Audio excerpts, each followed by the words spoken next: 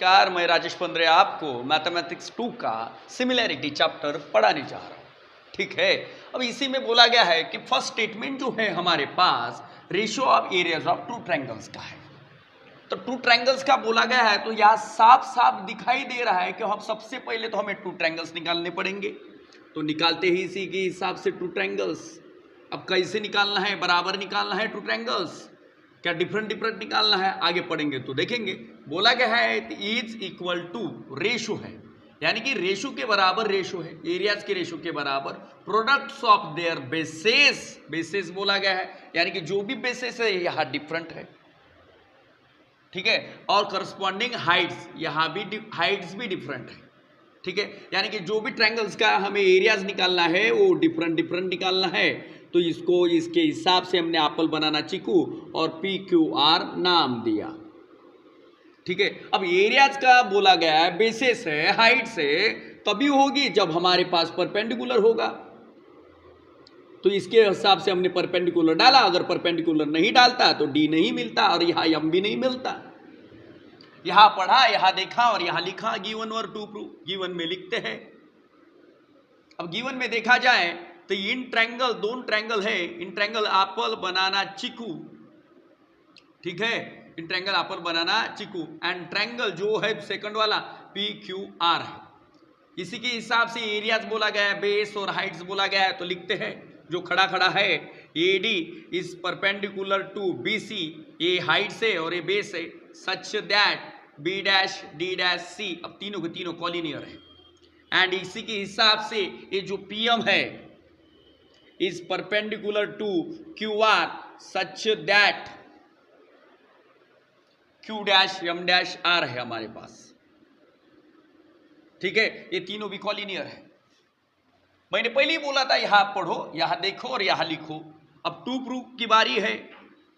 Proof क्या करना है हमें, देखते हैं। ठीक है, अब देखो ratio of areas of two triangles. अब दो ट्रायंगल्स तो हमारे पास ये है, इसी का एरियाज का रेशियो लिखते हैं। Areas of the first triangle apple banana chikoo divided by areas of the second triangle P Q R is equal to, यहां बोला गया है इज इक्वल टू, किसी के तो बराबर है। किसके बराबर है? वो भी रेशियो के बराबर है। अब रेशियो किसका है? प्रोडक्ट्स का है। अब प्रोडक्ट किसका है? देयर बेसेस, यानी कि इसका बेस और इसका बेस लिखते हैं B C upon Q R. Q R बोला गया है। ठीक है, एंड करस्पॉन्डिंग हाइट्स, और ये जो हमारे पास हाइट्स है A D upon P M, ये हमारे पास हाइट्स है। अब यहां लिखा था, पढ़ा, देखा, यहां भी लिखा।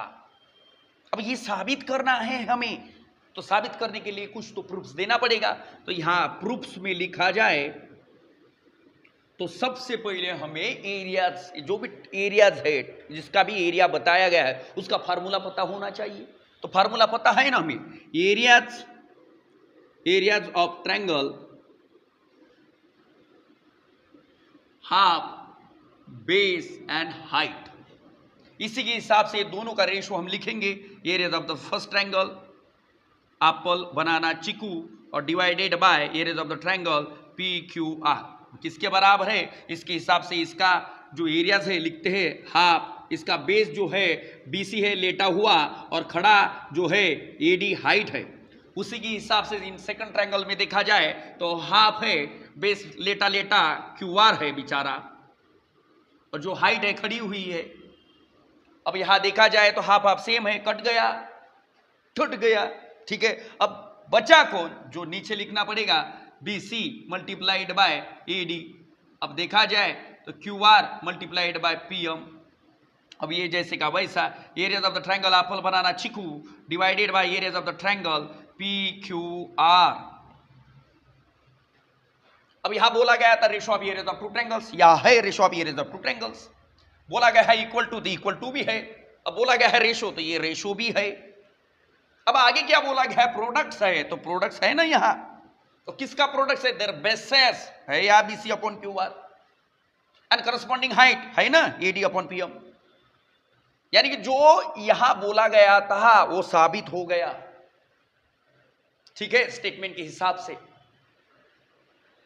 अब हम डिनोट करते हैं, थोड़ा आगे बढ़ते हैं। सपोज दैट एबीसी और पीक्यूआर फर्स्ट ट्रायंगल और सेकंड ट्रायंगल है, इसके हाई एरियाज को हम A1 डिनोट करते हैं और सेकंड वाले को A2 डिनोट करते हैं। उसी के हिसाब से हमें बेस और हाइट डिनोट करना पड़ेगा। तो ये B1 समझो, तो ये H1 समझो, divided by B2 multiplied by H2। यानी कि ये जो एरियाज का रेशो है ये किसी के रेशो के बराबर है, तो जो रेशो है वो प्रोडक्ट्स का है। वो किसका प्रोडक्ट्स है? Their basis and corresponding heights का है। ठीक है, इस हिसाब से ये स्टेटमेंट जो बोला गया था वो हमने साबित किया। हम आगे बढ़ेंगे, ठीक है। जाए तो यहां बोला गया है कि areas of the triangles with equal heights और bases are proportional to their corresponding bases और हाइट्स है। साफ तौर पे बताया जाए, अगर एरियाज ऑफ द ट्रायंगल्स निकालना है और उसका रेशियो A1/A2 ये किसी के तो बराबर होगा, मगर बराबर होने के लिए बोला गया साफ साफ अगर इक्वल हाइट्स है, ट्रायंगल के हिसाब से देखो, या ट्रायंगल की फर्स्ट जोड़ी है और इस एंगल की सेकंड जोड़ी है। अब ट्रायंगल में फर्स्ट जोड़ी में बताया गया है कि इक्वल हाइट्स है, यानी कि ये जो हमारे पास ये अच्छा है और ये अच्छा है, ये सेम है, ठीक है, मगर बेसिस डिफरेंट है। उसी के हिसाब से हाफ बेस हाइट, और यहां भी हाफ बेस और हाइट है। और यच मैंने पहले ही बोला है सेम है, मगर जो बेसिस है लेटा लेटा ये डिफरेंट है, B1 और B2 है। अब half half get cancel, H H get cancel, हमारे पास B1/B2 है, A1/A2 है। और यहां बोला गया है एरियाज ऑफ द ट्रायंगल्स, देखो areas of the triangles is equal to, अगर समझो areas of the triangle is equal to किसके बराबर है? ये करस्पॉन्डिंग बेसिस के बराबर है। मगर करस्पॉन्डिंग बेसिस के ही क्यों बराबर है? क्योंकि यहां इक्वल हाइट्स थी, मगर न्यूमैरेटर और डिनोमिनेटर में अगर इक्वल हाइट्स है तो कट जाएगी, उसी के हिसाब से कटना। तो हमारे पास बेसिस की जोड़ी जो B1/B2 बची हुई है, ठीक है, इसी के हिसाब से ये रेशो प्रूव हुआ, ठीक है। अब आगे देखेंगे, यहां सेकंड जोड़ी में देखो, अब यहां भी A1/A2 है, A1 क्या है? A2 है, ये भी तो किसी के बराबर होगा। यहां बोला गया था इक्वल हाइट्स, अगर इक्वल हाइट्स है तो रेशो किसके प्रोपोर्शनल है? करस्पॉन्डिंग बेसिस के प्रोपोर्शनल है। हाइट्स इक्वल, रेशो प्रोपोर्शनल होगा करस्पॉन्डिंग बेसिस के, ठीक है। मगर यहां बेसिस बराबर है, यानी कि half multiplied by base multiplied by height, और half multiplied by base multiplied by height, मगर यहां BB जो है वो सेम है, और H1 H2 यानी कि जो हाइट्स है हमारी वो डिफरेंट है। उसी के हिसाब से half half get cancel, BB get cancel, हमारे पास जो रेशो बचा H1/H2 का है, और वो A1/A2 के बराबर है। अब क्यों बचा? बेस इक्वल था। अब यहां पढ़ा जाए areas of the triangle with equal basis, equal basis है तो are proportional to their corresponding heights होगी। देखो यहां हाइट्स है, उसी के हिसाब से ये भी है। ये दोनों कंडीशंस हमने प्रूव किया, ठीक है, आपको समझ में आई होगी। आगे वाला चैप्टर यानी कि सामने जो थ्योरम है बेसिक प्रोपोर्शनलिटी थ्योरम है, और ये जो थ्योरम है ये तीनों कंडीशंस पर आधारित है। आशा करता हूं ये तीनों कंडीशंस आपको बहुत अच्छी तरह से समझ में आई होगी। आगे वाली थ्योरम देखेंगे अगले पार्ट में, ठीक है। नमस्कार।